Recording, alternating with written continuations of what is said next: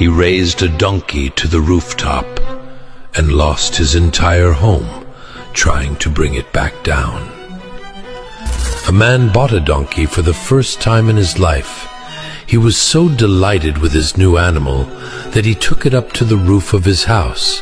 There he patted the donkey affectionately and showed it the neighboring homes, the village, and all the roads and paths below, thinking that one day the donkey would recognize the way home if it ever wandered off. As the sun began to set, the man decided it was time to take the donkey down to the stable where it belonged. But the donkey refused. It had fallen in love with the rooftop view. From up there, it felt important, elevated, and above everything else. It had no intention of going back down. The man tried to persuade it gently, but the donkey would not move. He tried tricking it, but the donkey was not fooled.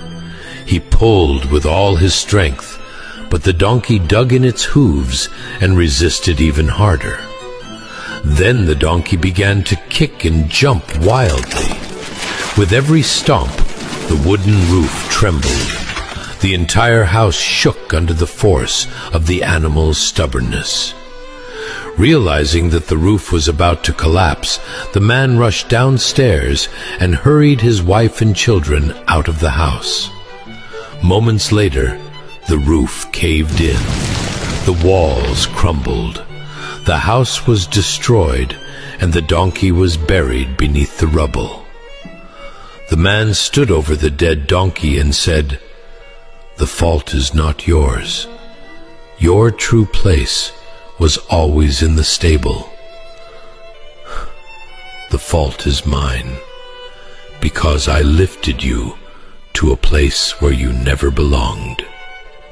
Moral of the story: it is difficult to bring down a fool once you have raised him to a position he was never meant to occupy.